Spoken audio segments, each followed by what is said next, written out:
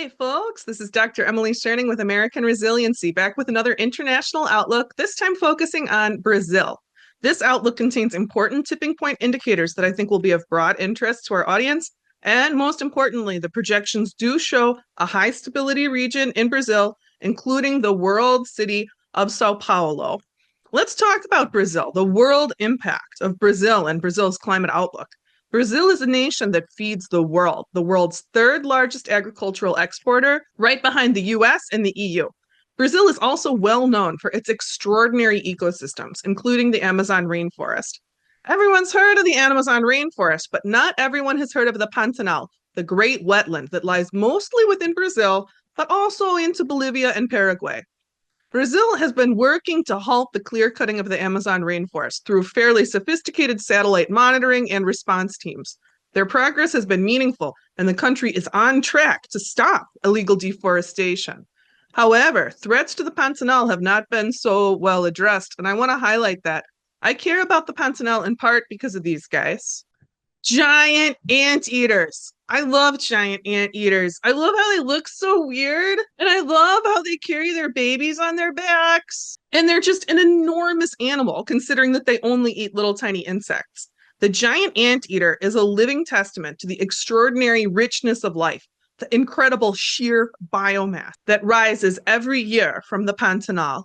You may have noticed in those pictures that giant anteaters have little tiny heads. Giant anteaters do not understand cars. When roads come into their habitat, a lot of them die. And Brazil has a tough situation as a nation. The development of their road system, of their capacity for river transport, is uniquely injurious to their extraordinary biological richness. We are talking about ecosystems where huge seasonal flows of water are essential. So any infrastructure you want to bust through those habitats, that's likely to be a particularly ecologically destructive engineering challenge. And most people in Brazil don't live in these crucial, beautiful natural areas, and they may never experience them. So it's difficult. We're talking about a really extreme, ethically challenging contrast in regional needs. Brazil holds a fifth of the world's entire fresh water supply, but millions and millions of Brazil's citizens struggle to access safe drinking water. And as we consider Brazil's climate outlook, we will see water security and changes to water emerge as extremely significant factors. Usually when I'm doing these international outlooks, I start with the conventional warming projections. But in this video, there's something I want you to see in the modeling. A major indicator can be seen in Brazil for if we have hit a tipping point, if we are starting to experience a major shift in the world's oceans. Scientists call that tipping point AMOC collapse. There's some controversy right now in the scientific community about the usefulness of sea surface temperatures to predict AMOC collapse. So I think it's important to know there are two other strong observable signals we would expect to see if we have hit this tipping point, when we would expect to experience rapid changes to Earth's climate systems. One of them is a persistent cold anomaly emerging over Northern Europe. The other is persistent precipitation anomalies emerging in Brazil. This image is some modeling for near-term impacts of AMOC collapse, averages over the first 50 to 100 years of AMOC collapse, looking at projected changes to precipitation. You can see the projected precipitation anomalies in Brazil down here are among the strongest precipitation anomalies that we expect to see worldwide. Across Brazil's large land area, these signals are complex. They include both drought and flood.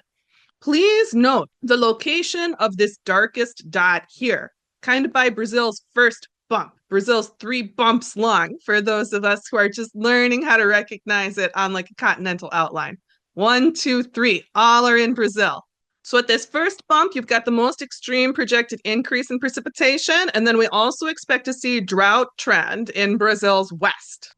So looking at a map with some name labels on it, there's Brazil's first bump, and we can see Salvador on there. This is the area where we're expecting to see the most extreme increases in precipitation if we have hit a tipping point.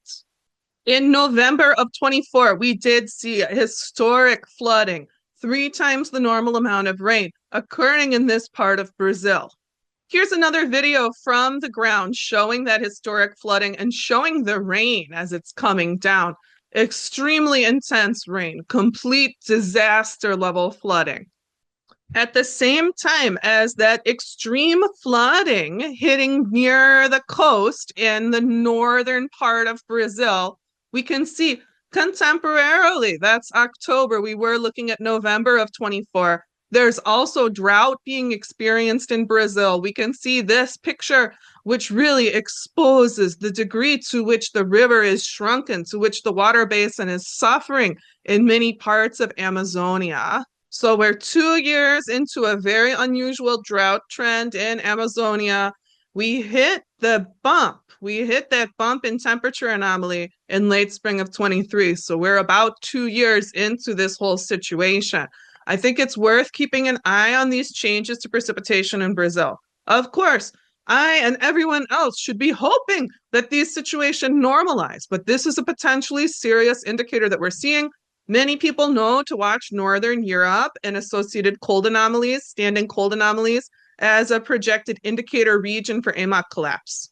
It's worth noting that Brazil is just as strong a projected indicator for AMOC collapse. So this is all rather alarming news so far. If we're looking at the tipping point scenario first, we do sort of expect that because AMOC collapse is bad news globally.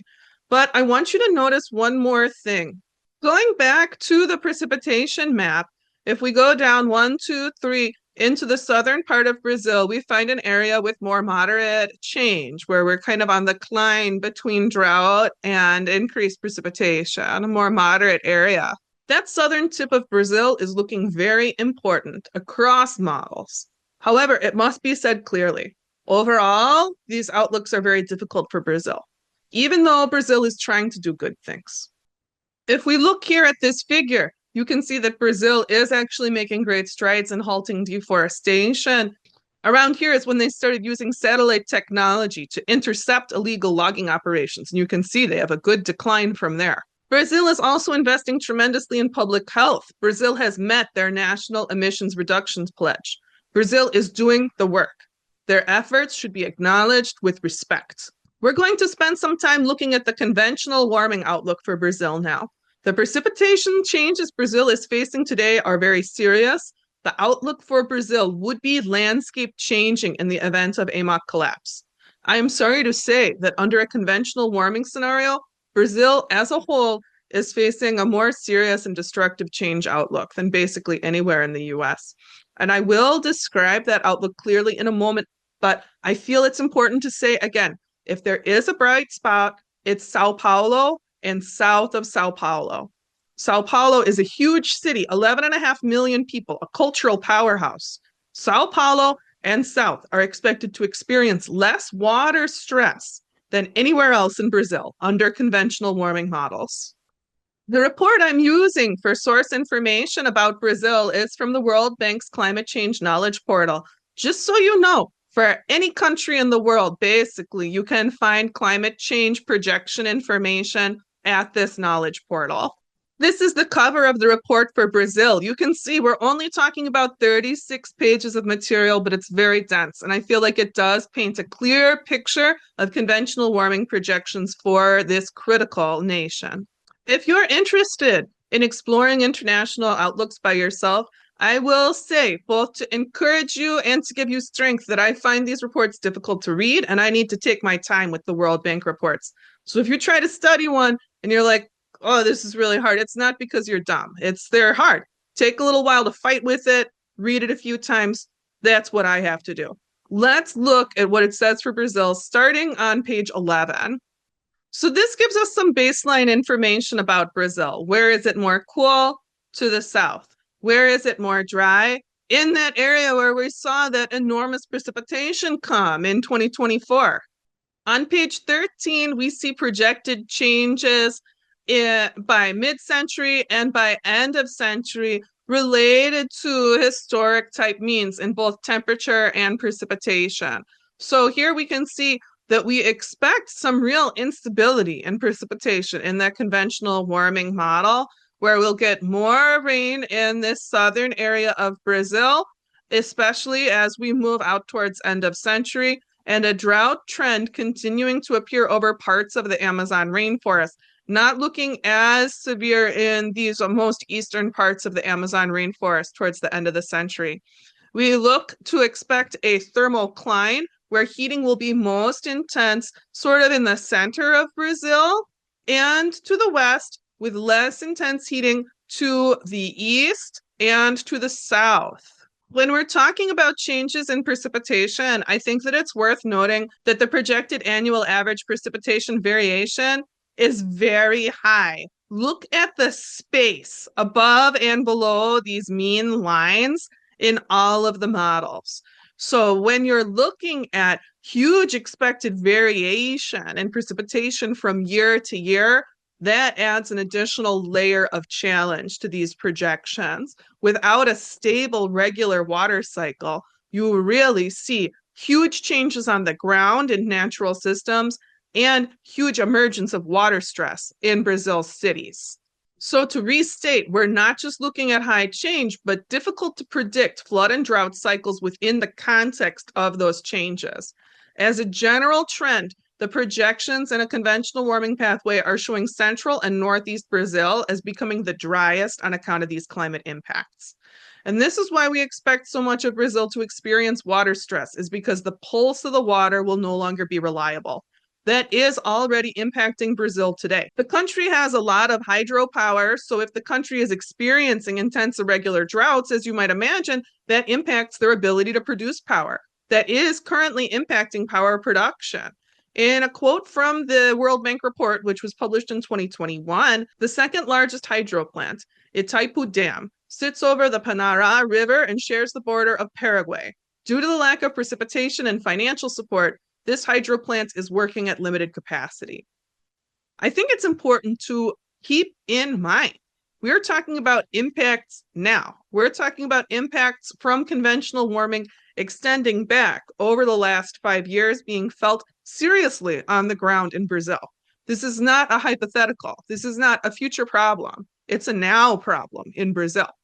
Let's take a moment to focus on heat.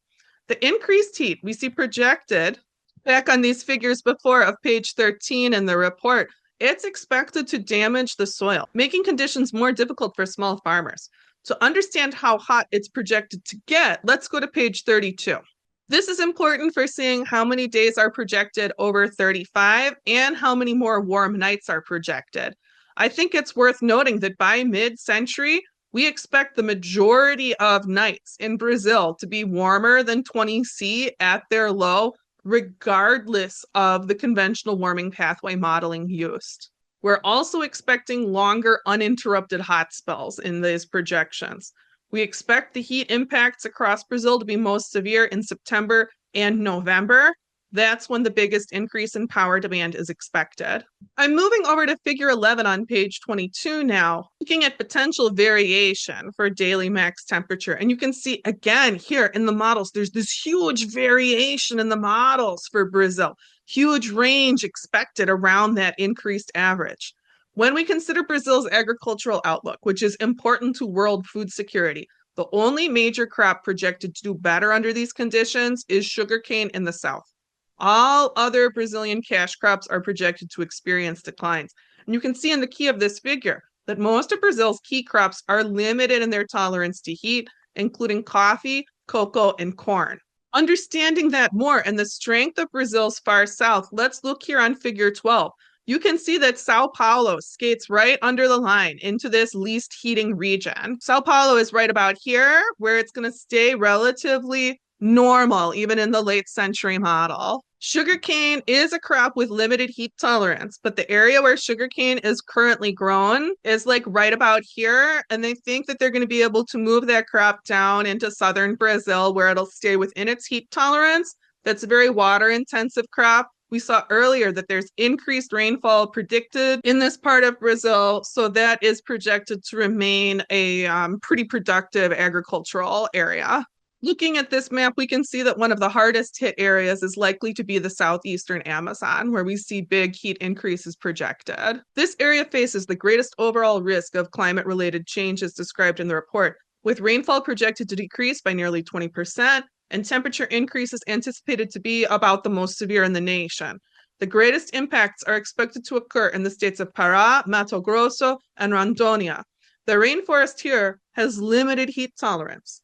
Many of the life forms, both plants and animals, live in a pretty narrow temperature threshold.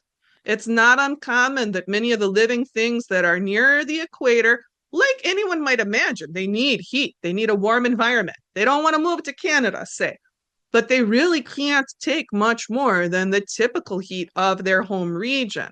As we approach the equator, we do start to see typical temperatures that are near the upper limit for many kinds of plant and animal life. So any global increases in temperature are felt very hard there. This difficult outlook for the Amazon rainforest, for the Pantanal, for the people of Brazil is painful to take in. It's important to remember that the Amazon rainforest, the Pantanal wetlands, these are enormously large ecoregions. There are varying conditions projected over them, and if we hit that tipping point I described in the beginning of the video, this part of the southeastern Amazon that is described as hardest hit in the conventional warming projections, it becomes a place where we might expect to have enough water. So while this outlook is difficult and complicated, it's not yet time to mourn fully because this is a time of great uncertainty and we don't know how things are going to come out. You saw the level of variation in these projections. They're very difficult, but there's a clear sense here that science doesn't know fully what will happen. That's what those very large variances mean.